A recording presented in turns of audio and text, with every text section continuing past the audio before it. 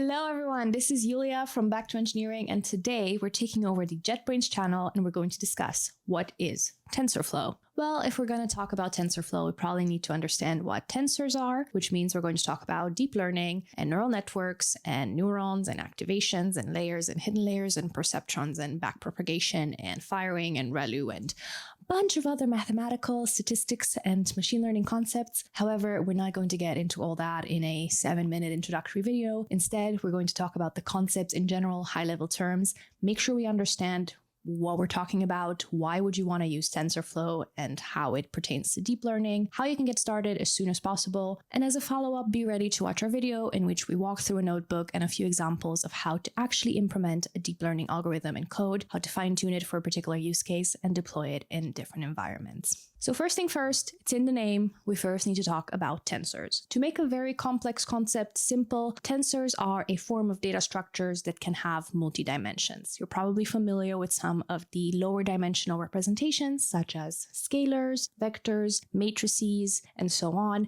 And these are actually different forms of tensors with different dimensions. To make this a little bit easier, let's take a look at a visual explanation.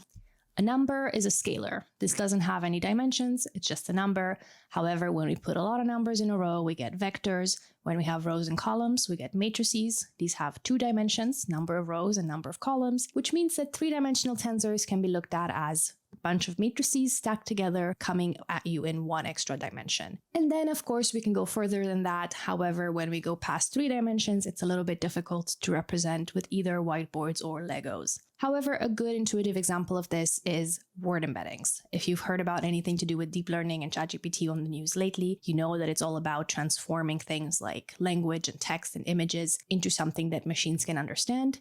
You guessed it, it's a tensor. This will take in multiple dimensions to be able to represent such complex and advanced data structures like language. However, if we look, for example, at this very simplified, abstracted away representations of vectors that has been generated by TensorFlow as well, you can kind of tell that words can be put in this multidimensional space where having words be closer together means to some extent that they are related. So that will be the first introduced benefit of TensorFlow. We're able to work with data in the form of tensors.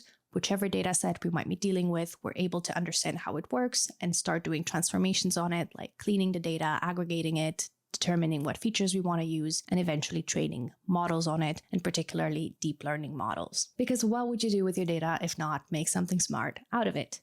Which brings us to part 2, the models. Now, when we talk about deep learning models, probably the star MVP and most known of them all would be the neural network. Let's take a look at how that works as well really quickly. The neural network is trying to reproduce the way that our brain works, which means having a lot of neurons that fire and work together to create very, very complex functions. If we put away all the details, that is at the end of the day what this neural network is, a function that has an input and an output. When we look a bit deeper into it though, there's a lot of different layers or stages of this function that each takes the input from the previous layer and keeps pushing the answer forward and forward to the next layers. Within each of these layers, we also have a lot of neurons. And each of these neurons in itself can also be a function. So we can look at this neural network as a series of very complex operations that are all working together in harmony. Now, usually the example that is being used to showcase this is drawn out numbers that have to be recognized by the computer. We're going to make it a little bit more fun for this video though. We're going back to our Lego explanation. Say we have a really big set of Legos of different sizes and colors and format, and we want the model to sort them and identify a singular piece.